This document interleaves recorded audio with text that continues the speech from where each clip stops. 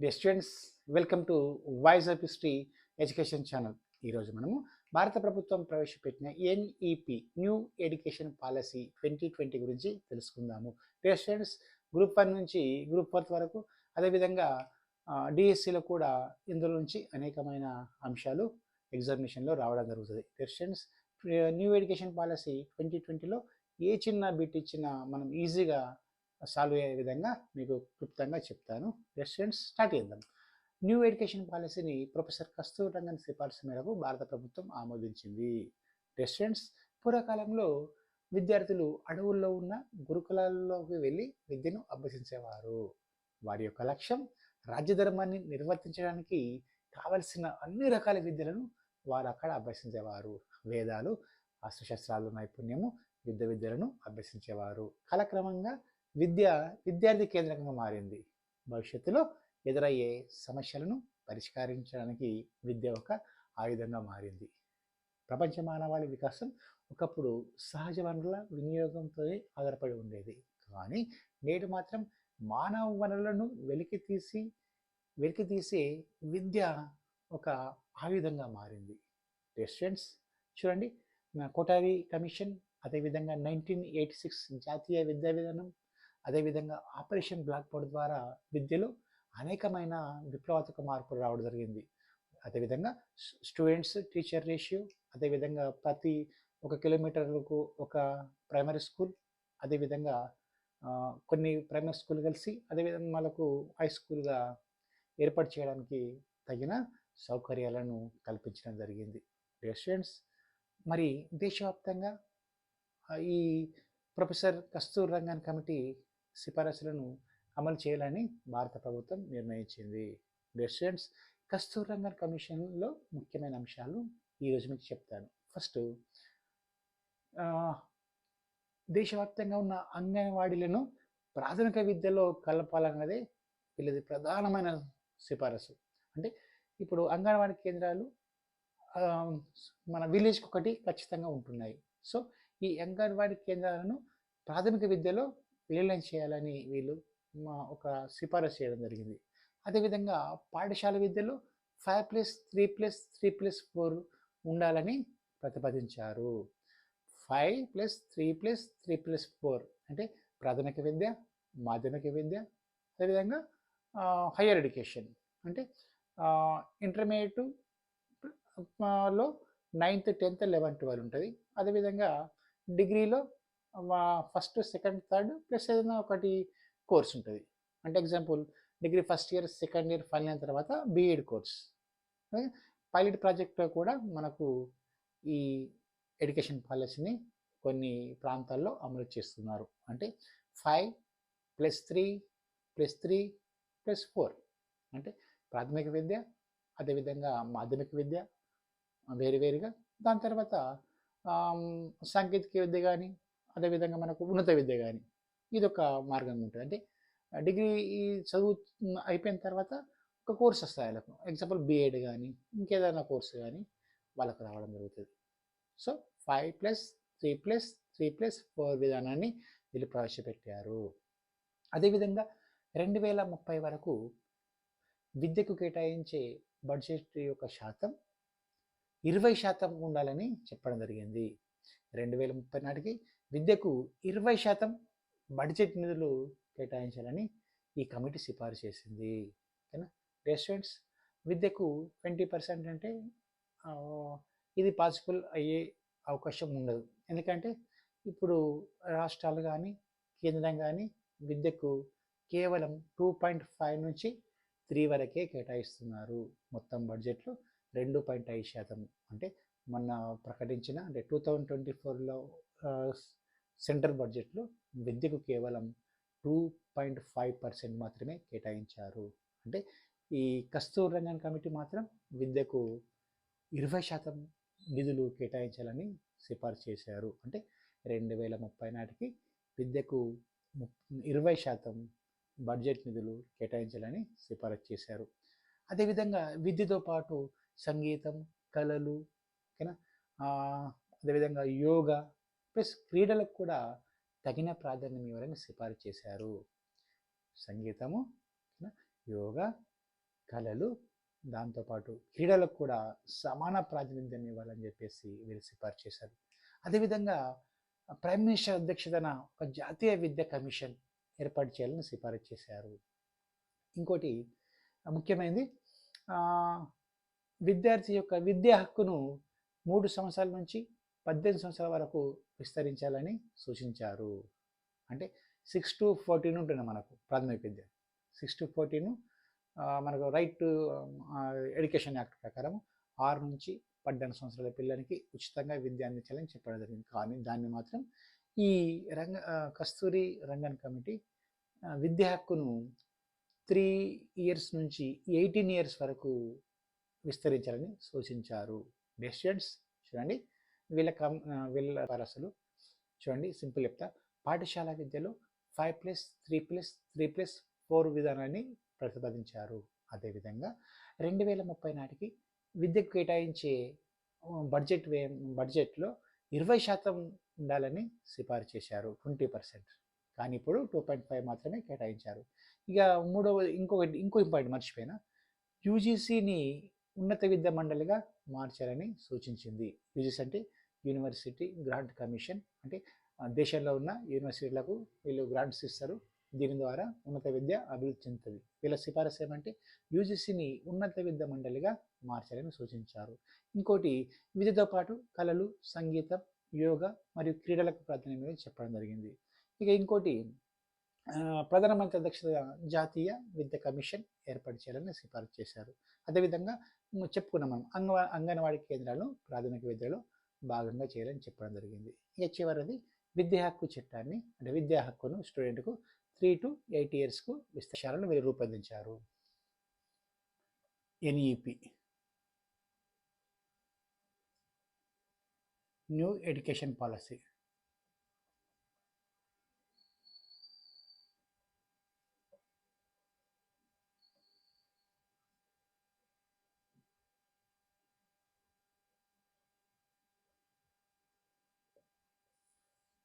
New education policy 2020 ప్రకారము, అంటే నూతన విద్యా విధానం 2020 ప్రకారం ఉన్నత విద్య యొక్క అభివృద్ధికి 10 లక్ష్యాలను వీళ్ళు రూపొందించారు. 10 లక్ష్యాలు, 10 goals. అంటే విద్యాభివృద్ధికి వీళ్ళు 10 లక్ష్యాలను సూచించారు. 10 లక్ష్యాలు, ఓకేనా. ఫస్ట్ చూసుకుంటే మనకు రాబోయే 5 సంవత్సరాల్లో ఉన్నత విద్యా ప్రవేశాలను రెట్టింపు చేయాలి. అదేవిధంగా అన్ని వర్గాలకు ఉన్నత విద్యను అందుబాటులోకి తేవాలి. ఎన్ఈపి 10 లక్షలు రాబోయే 5 సంవత్సరాల్లో ఉన్నత విద్యలో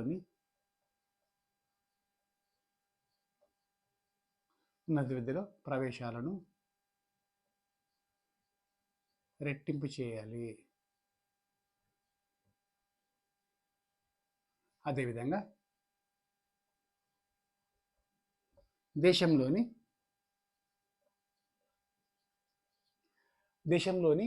అన్ని వర్గాలకు ఉన్నత విద్యను అందించాలి, అందుబాటులో తేవాలి. దేశంలోని అన్ని వర్గాలకు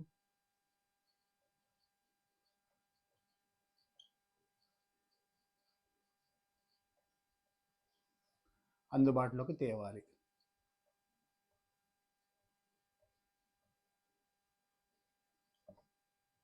చూడండి, రాబోయే 5 సంవత్సరాల్లో ఉన్నత విద్యలో ప్రవేశాలను రెట్టింపు చేయాలి. అదేవిధంగా దేశంలోని అన్ని వర్గాలకు ఉన్నత విద్యను అందుబాటులోకి తేవాలి. ఇక రెండవది, ఉన్నత విద్యా రంగంలో పెట్టుబడులను రెట్టింపు చేయాలి. ఉన్నత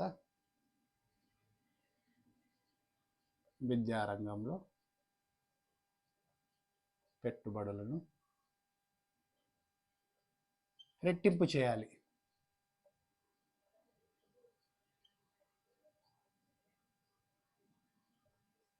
ఇంపార్టెంట్. ఇక మూడవది, దేశీయ విద్యా నాణ్యతను ప్రపంచ ప్రమాణాలను రూపొందించాలి. దేశీయ విద్యా నాణ్యతను ప్రపంచ స్థాయి ప్రమాణాలను రూపొందించాలి. దేశీయ విద్యా నాణ్యతను ప్రపంచ స్థాయి ప్రమాణాలకు అనుకూలంగా రూపొందించాలి.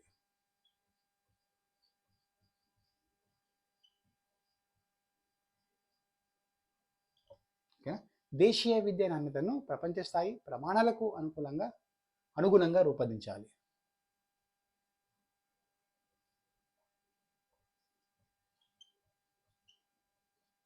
అనుగుణంగా రూపొందించాలి. ఇక 4వది, అన్ని విద్యా సంస్థలకు అక్రిడేషన్ ఇవ్వాలి, గుర్తింపు.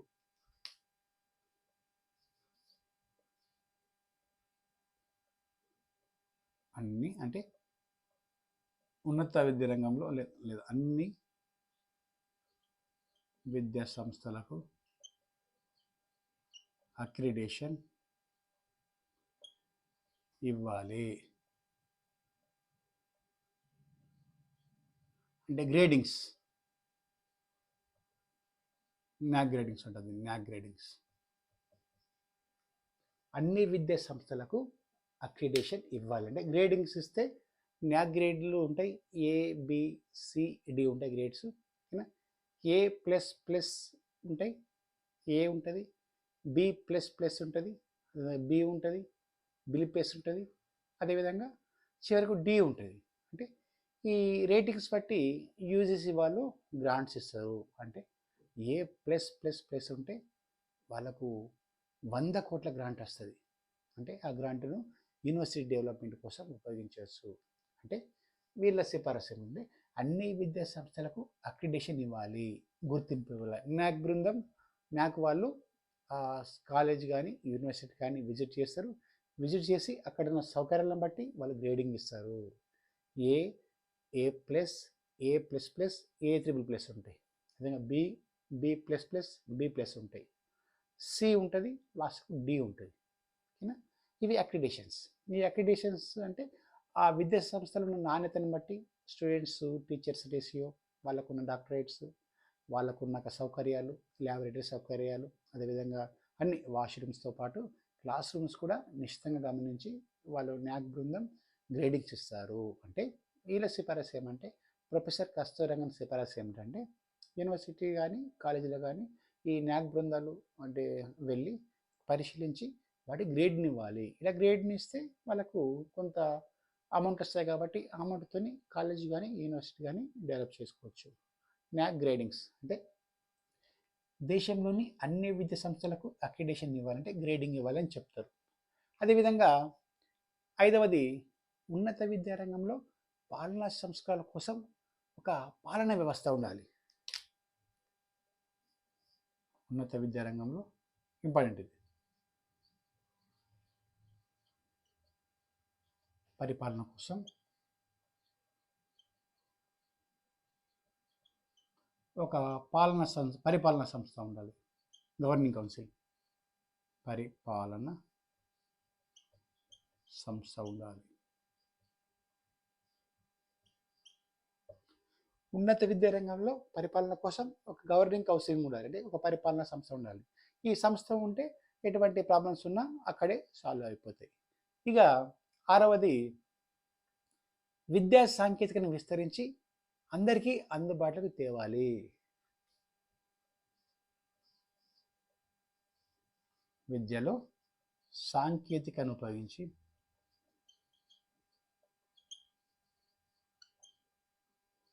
విద్యను అందరికీ అందుబాటులో తేవాలి.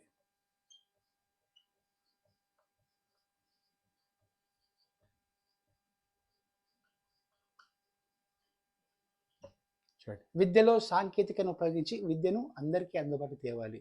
అంటే వర్చువల్ క్లాస్ రూమ్స్ కానీ, ఓకేనా, డిజిటల్ బోర్డ్స్ కానీ, ఓకేనా, వర్చువల్ మీటింగ్స్ కానీ, ఓకేనా, కంప్యూటర్ సిస్టమ్స్ కానీ, ఓకేనా, ఈ ల్యాబ్స్ వాడడం కానీ, ఓకేనా, వీటి ద్వారా అంటే సాంకేతికను విద్యలో ఉపయోగించాము. ఎగ్జాంపుల్ వర్చువల్ క్లాస్ రూమ్స్ ఉంటాయి, చాలా నీట్గా ఉంటాయి, ప్లస్ క్లియర్గా ఉంటాయి, విద్యార్థికి విజిబుల్గా ఉంటాయి. వర్చువల్ క్లాస్ రూమ్ బోర్డ్స్ ఎక్కడ ప్రొఫెసర్ ఉన్నా లైవ్లో కూడా మనము చూడొచ్చు ఈ వర్చువల్ బోర్డ్స్తో. అదే డిజిటల్ బోర్డ్స్, అదేవిధంగా డిజిటల్ మ్యాపింగ్స్, ఓకేనా, ఈ ఆన్లైన్తో క్లాసెస్ కూడా నిర్వహించవచ్చు. కంప్యూటర్ సౌకర్యాలు, అదేవిధంగా ఇంటర్నెట్ సౌకర్యాలు, ఓకేనా. ఇండియాలో ఉన్న ప్రతి యూనివర్సిటీ కానీ ప్రతి కాలేజీకి కానీ ఈ డిజిటల్ బోర్డ్స్ కానీ ఈ ల్యాబ్స్ కానీ కంప్యూటర్స్ కానీ ఓకేనా ఈ అధునాతన సాంకేతికను ఉపయోగించి విద్యార్థులకు అన్ని విధాల అన్ని సౌకర్యాలు కలిగించాలని చెప్పేసి ఈ కమిటీ సిఫారసు చేయడం జరిగింది, కస్తూరి రంగన్ కమిటీ. విద్యలో సాంకేతికను ఉపయోగించి విద్యను అందరికీ అందుబాటులో తేవాలి. అంటే ఎగ్జాంపుల్ గ్రామీణ ప్రాంతంలో ఇంటర్నెట్ సౌకర్యం ఉండదు, అంటే వాటిని కల్పించాలి. గ్రామీణ ప్రాంతాల్లో కాలేజీలు ఉంటాయి, వాళ్ళకి ఇంటర్నెట్ సౌకర్యం కల్పించాలని చెప్పేసి వీళ్ళు సిఫారసు చేశారు. ఇక 7వది విద్యార్థుల ఉద్యోగ శక్తిని రెట్టింపు చేయాలి. ఓకేనా. అంటే పాస్ అవుట్ అయిన విద్యార్థులు, వెళ్ళిపోయిన విద్యార్థుల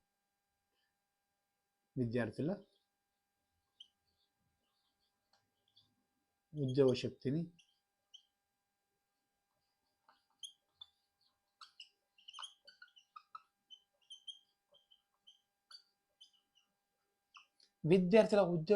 రెట్టింపు చేయాలి. అంటే పాస్ అవుట్ అయిన విద్యార్థులకు ఉద్యోగం దొరకకపోతే చాలా ప్రాబ్లమ్స్. అంటే ఇప్పుడు ఎట్లున్నాయంటే యూనివర్సిటీలు కానీ కాలేజీలు కానీ ఇవి యూనివర్సిటీస్ ప్లస్ కాలేజెస్కి ఏమంటున్నారంటే ఇప్పుడు నిరుద్యోగులను తయారు చేసే బ్యాంకులుగా తయారయ్యని చెప్తారు.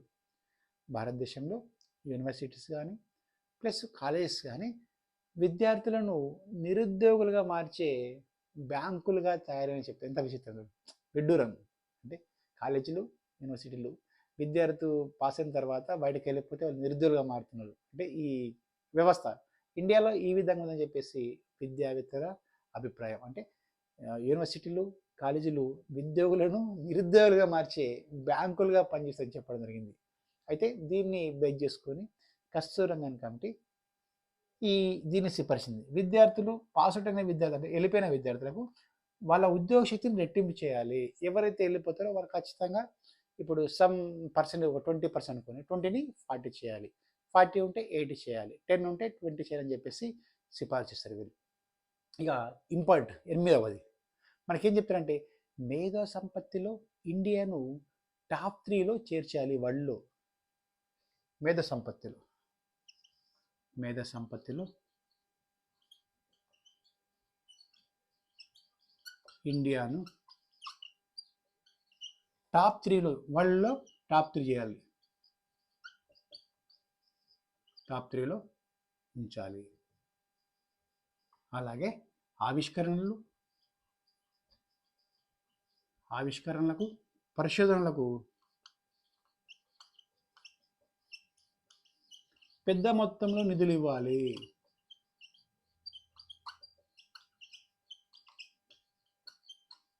ఇవ్వాలని సూచించారు. చాలా ఇంపార్టెంట్. ఒక దేశ అభివృద్ధిలో ఇవి ఎంతో కీలక పాత్ర వహిస్తాయి. ఆవిష్కరణలు పరిశోధనలకు పెద్ద మొత్తంలో నిధులు ఇవ్వాలని చెప్తుంది. అంటే యూరోపియన్ దేశాలు కానీ అమెరికాలో కానీ వీటికి పెద్ద మొత్తం నిధులు ఇస్తారు. సమ్ అమౌంట్ వాళ్ళు ఎంతో కొత్త అమౌంట్ కేటాయిస్తారు. వాళ్ళు వర్క్ అయ్యే వరకు వాళ్ళు ఏంటో వింటారు. ఏమన్నా మంచి చూడండి, ఎగ్జాంపుల్ చూసుకుంటే యూరోపియన్ దేశాలు ప్లస్ అమెరికా వాళ్ళు చూడండి. అమెరికాలో పెద్ద మొత్తంలో పరిశోధన చేస్తారు. ఈవెన్ అన్ని టెక్ కంపెనీలు మొత్తం మైక్రోసాఫ్ట్ కానీ గూగుల్ కానీ ఓకేనా అన్ని పెద్ద పెద్ద కంపెనీలు వాట్సాప్ కానీ ట్విట్టర్ కానీ ఫేస్బుక్ కానీ మొత్తం వాళ్ళే క్రియేట్ చేసింది. అంటే వాళ్ళ విద్యార్థి యొక్క నైపుణ్యం ఆ విధంగా రెడీ ఉంటారు వాళ్ళు. అంటే ఒక విద్యార్థి ఎడ్యుకేషన్ కంప్లీట్ అయిందంటే ఆటోమేటిక్ ఆయనకు జాబ్ వచ్చేస్తుంది. ప్రైవేట్ కంపెనీ ఏదో కంపెనీ వేసుకుంటారు ఆయన. యూరోపియన్ దేశాలు కానీ అమెరికాలో కానీ వాళ్ళకు జాబ్ ఓరియంటెడ్ కోర్సెస్ ఉంటాయి. విద్యార్థి చిన్న వయసు నుంచే జాబ్ ఓరియంటెడ్ కోర్స్ ఉంటుంది వాళ్ళకు. విద్యార్థి బయటికి వెళ్ళిందంటే కంపల్సరీ కంపెనీ పెడితే కంపెనీలో పనిచేస్తాడు, చదువుకుంటూ పనిచేస్తాడు. కాబట్టి అక్కడ నిరుద్యోగం అనేది ఉండదు. ఇండియాలో చూసినాక మనం యూనివర్సిటీస్ కాలేజెస్ అంటే నిరుద్యోగులను మార్చే బ్యాంకులు అని చెప్పేసి విచిత్ర వాదన ఇండియాలో ఉంది. సో యూరోపియన్ దేశాలు అమెరికాలో నార్త్ అమెరికా దేశాలు చాలా దేశాలు వాళ్ళు అంటే ఎడ్యుకేషన్ పాలసీ చాలా బెటర్గా ఉంటుంది. విద్యార్థి పాస్ అవుట్ అయిందంటే ఖచ్చితంగా ఆయనకు జాబ్ ఖచ్చితంగా దొరుకుతుంది.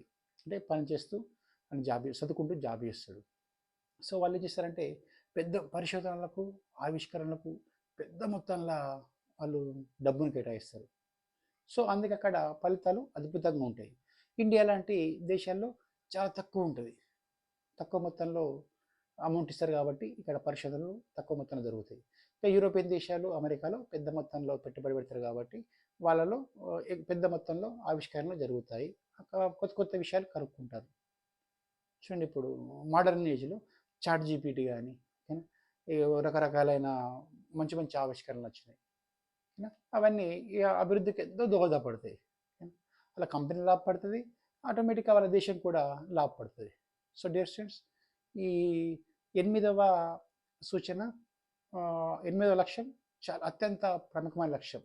దీనికి ఇంత మనం డిఫెండ్ చేయగలిగితే, దీన్ని మనము అప్లై చేయగలిగితే ఇండియా కూడా రానున్న రోజుల్లో ప్రపంచంలోని అగ్రగామిగా ఎదిగే అవకాశం ఉందని చెప్పేసి ఈ కస్తూరి రంగన్ కమిటీ సిఫార్సు చేయడం జరిగింది. ఇక 9వది, ఇది కూడా చాలా ముఖ్యమైనది. ప్రపంచంలో టాప్ 100 యూనివర్సిటీలో టాప్ 1000 యూనివర్సిటీలో కనీసం 50 యూనివర్సిటీలు ఇండియా ఉందని చెప్పడం జరిగింది. అంటే 1000 యూనివర్సిటీలో ఇండియా నుంచి కనీసం 50 యూనివర్సిటీలు అయినా ఉండాలని చెప్పడం జరిగింది. ఇప్పుడు 9వది, కస్తూరి రంగన్ సిఫారసు 9వది, ప్రపంచంలో 1000 యూనివర్సిటీలో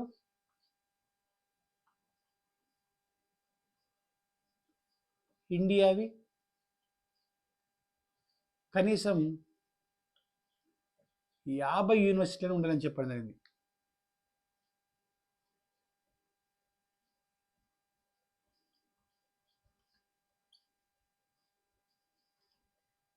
చూడండి, ప్రపంచంలో టాప్ 1000 యూనివర్సిటీలో ఇండియా నుంచి కనీసం 50 యూనివర్సిటీలైనా ఉండాలని వీళ్ళు సిఫార్సు చేయడం జరిగింది. అయితే ప్రస్తుతం 2024 ప్రకారము ప్రపంచంలోని 1000 బెస్ట్ యూనివర్సిటీలో ఇండియా నుంచి 91 ఉన్నాయని చెప్తారు. 91 ఉన్నాయి ప్రజెంట్. ఇది ఒకటి బెటర్ మనకు. టాప్ 1000 యూనివర్సిటీలో ఇండియా నుంచి 91 యూనివర్సిటీలు ఉన్నాయని మనకు 2024 ప్రకారం ఉన్నాయని చెప్తారు. అదేవిధంగా లాస్ట్ది, విద్యారంగంలో భారత ప్రతిష్టను ప్రపంచవ్యాప్తం చేయాలని చెప్తారు. విద్యారంగంలో భారత ప్రతిష్టను ప్రపంచవ్యాప్తం చేయాలి. భారతదేశ ప్రతిష్టను ప్రపంచవ్యాప్తం చేయాలి.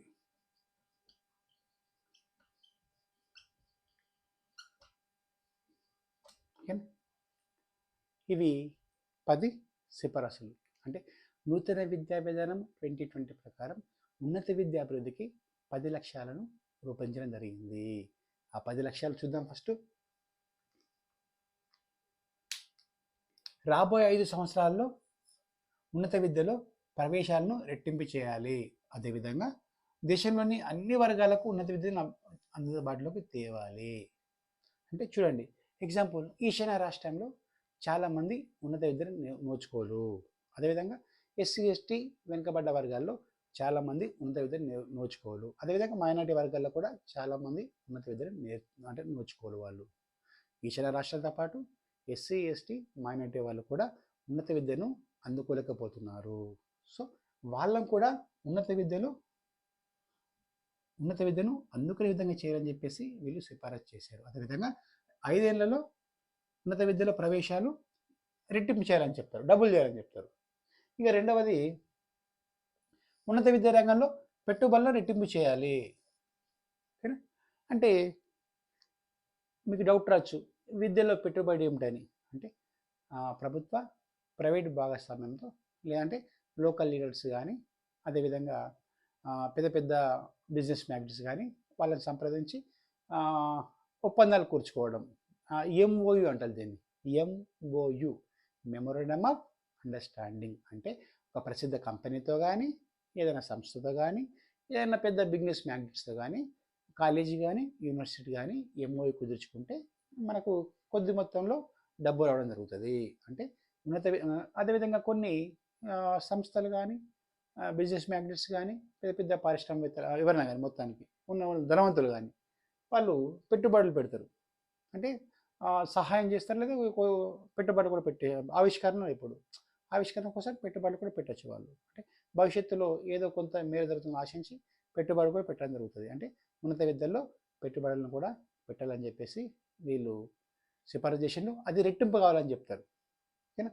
ఇక మూడవది, దేశీయ విద్య నాణ్యతను ప్రపంచ స్థాయి ప్రమాణాలకు అనుగుణంగా రూపొందించాలి.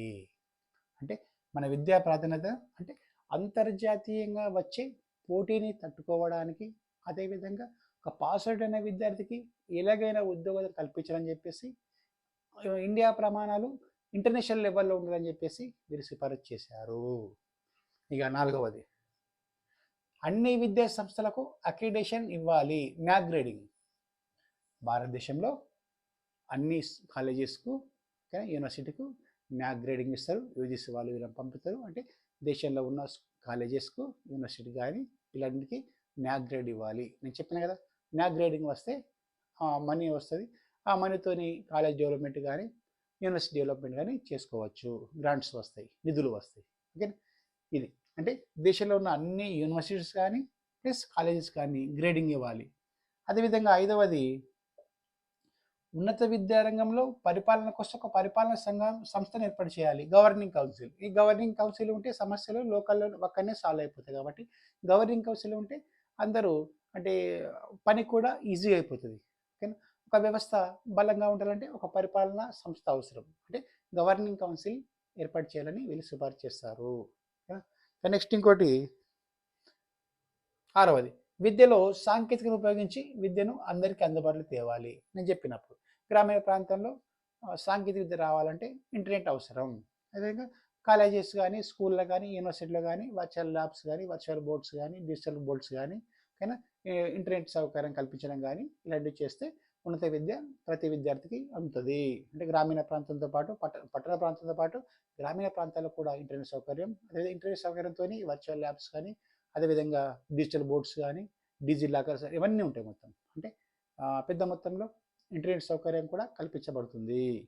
అంటే వీళ్ళ సిఫారసు అంటే ఈ సాంకేతిక విద్యను ఉపయోగించి అన్ని రంగాల్లో అభివృద్ధి సాధించవచ్చు అని వీళ్ళు సిఫారసు చేసింది. అంటే అన్నిగా digital labs, digital boards, computers, systems, laptops, కానీ అదేవిధంగా ఇంటర్నెట్ సౌకర్యం. ఇక ఏడవది, విద్యార్థుల ఉద్యోగ శక్తిని రెట్టింపు చేయడం. ఇది చాలా ఇంపార్టెంట్. పాస్ అయిన స్టూడెంట్ అంటే బీటెక్ కానీ ఎంటెక్ కానీ ఏదన్నా ఉన్నత విద్యను అభ్యసించిన విద్యార్థి పాస్ అయిన తర్వాత అతనికి ఉద్యోగ కల్పన రెట్టింపు చేయాలని చెప్తారు. ఇది కూడా ఒక ఏడవ సిఫారసు. ఈ ఉద్యోగ శక్తిని రెట్టింపు చేయాలి అంటే యూనివర్సిటీలో నాణ్యమైన విద్య వస్తే ఆ విద్యార్థి ఎక్కడైనా బతకగలుగుతాడు. యూనివర్సిటీలో కాలేజీలో నాణ్యమైన విద్యను వాళ్ళకి అందిస్తే ఆ స్టూడెంట్ వాళ్ళు ఎక్కడైనా జీవిస్తాడు, ప్రపంచం ఏదైనా బతుకుతాడు ఆయన. అలా ఈ మనకు నైపుణ్యాలు పెంపొందించినప్పుడే ఆ వ్యక్తి స్వయం కృషితో కూడా పెద్ద పెద్ద సంస్థల్లో కూడా ఐబిఎం కానీ మైక్రోసాఫ్ట్ కానీ అదేవిధంగా గూగుల్ కానీ అన్ని దేశాల్లో అన్ని పెద్ద పెద్ద టెక్ కంపెనీస్లో మన ఇండియన్సే ఉన్నారు మొత్తం అక్కడ. ఆ విధంగా చేయాలంటే విద్యలో విప్లవాత్మక మార్పులు తీసుకురావాలి. సో అంటే పాస్ అవుట్ అయిన స్టూడెంట్స్ ఉద్యోగ శక్తిని 2 రెట్లు పెంచాలని చెప్పేసి వీళ్ళు సిఫారసు చేశారు. నెక్స్ట్ ఇది చాలా ఇంపార్టెంట్, మేధో సంపత్తిలో ఇండియాను టాప్ 3లో ఉంచాలి. అదేవిధంగా ఆవిష్కరణలకు పరిశోధనలకు పెద్ద మొత్తంలో నిధులు ఇవ్వాలని సూచించారు. పేటెంట్ రైట్స్ అంటారు వీటిని. ఇండియాను మేధో సంపత్తిలో ఇండియాను ప్రపంచంలో టాప్ 3లో ఉంచాలని చెప్పడం జరిగింది. ఎందుకంటే ఈ ఆవిష్కరణలు కానీ అదేవిధంగా ఈ పరిశోధనలు కానీ పెద్ద మొత్తంలో జరిగినప్పుడే అంటే ఒక దేశం ఆర్థికంగా ఉన్నతిని సాధించాలంటే ఆ దేశంలో ఇవి 2 ఉండాలి, ఆవిష్కరణలు ఉండాలి ప్లస్ పరిశోధనలు ఉండాలి. ఈ పరిశోధన చూడండి మనకు ఎగ్జాంపుల్స్ ఉంటాయి. నోబెల్ ప్రైజ్ చూస్తాం మనం, ఓకేనా. నోబెల్ కానీ ఏదైనా ఇంటర్నేషనల్ ప్రైజ్ చూస్తాం కానీ ఎక్కువ మంది అమెరికా వాళ్ళు యూరోపియన్ వాళ్ళే గెలుస్తారు. సైంటిఫిక్ రీసెర్చ్ వాళ్ళు ఎక్కువ చేస్తారు.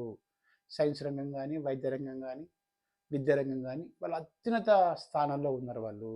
కానీ వాళ్ళు ఏ రంగం ఎంచుకున్నా అందులో 100% పర్ఫెక్ట్ ఉంటారు వాళ్ళు. అంటే ఇండియన్స్ ఏమాత్రం తక్కువ కాదు, కాకపోతే శాస్త్ర సాంకేతిక రంగాన్ని వాళ్ళు అత్యున్నతంగా వాడుకుంటారు.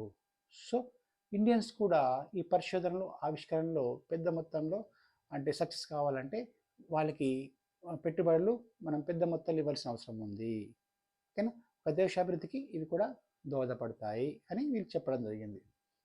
ఇక ఇంకోటి 9వది, ప్రపంచంలో 1000 యూనివర్సిటీలో కనీసం 50 యూనివర్సిటీలు ఇండియా ఉండాలని చెప్పడం జరిగింది. మన గుడ్ లక్ ఏమంటే 91 యూనివర్సిటీలు టాప్ 1000లో ఇండియా నుంచి ఉండడం జరిగింది. 91 యూనివర్సిటీలు టాప్ 1000లో ఇండియా నుంచి ఉన్నాయి 2024 ప్రకారం. ఇదొకటి. ఓకే, ఇక చివరిది, విద్యారంగంలో భారతదేశ ప్రతిష్టను ప్రపంచవ్యాప్తం చేయాలి. డెస్ ఫ్రెండ్స్, మీకు ముఖ్యమైన ఇంపార్టెంట్ విషయం ఏంటంటే ప్రపంచానికి విద్య నేర్పింది మన భారతదేశం. ప్రపంచానికి విద్య నేర్పిన భారతదేశం. ప్రపంచంలోనే ఎన్నడూ యూరోపియన్ దేశాలు, అమెరికా అని దేశాలు మొన్న పుట్టిన దేశాలు అవి. క్రీస్తు పూర్వం నుంచే 5000 సంవత్సరం నుంచే ఇండియా చరిత్ర ఉంది. 5000 సంవత్సరం అప్పుడే మనకు విద్య గురించి ఎన్నో అత్యున్నతమైన ఆధారాలు మనకు దొరకడం జరిగింది. ఓకేనా స్టూడెంట్స్, ఈ నూతన విద్యా విధానం 2020 అనేది భారతదేశం యొక్క విద్యా వ్యవస్థను సమూలంగా మార్పులు చేయబోతుంది. ఒక చదువుకున్న విద్యార్థి, ఒక చదువుకున్న స్టూడెంట్, అంటే ఒక యూనివర్సిటీ నుంచి, ఉన్నత విద్య నుంచి బయటకు వెళ్ళిన స్టూడెంట్స్ ఖచ్చితంగా ఏదో ఒక రంగంలో అత్యున్నతమైన స్థానంలో నిలపడానికి ఈ నూతన విద్యా విధానం 2020 ఉపయోగపడుతుందని కస్తూరి రంగన్ సూచించారు. అంటే భావి భారత పౌరులైన ఈ స్టూడెంట్స్ భారతదేశాన్ని ఉత్తమమైన దేశంగా, అంటే టాప్ 3 దేశంగా భవిష్యత్తులో చేస్తారని, వీళ్ళు ప్రవేశపెట్టిన సంస్కరణలు భారతదేశాన్ని మరింత ముందుకు తీసుకుపోతాయని ఆశిస్తూ ఈ క్లాస్ను ముగిస్తున్నాను. Thank you very much.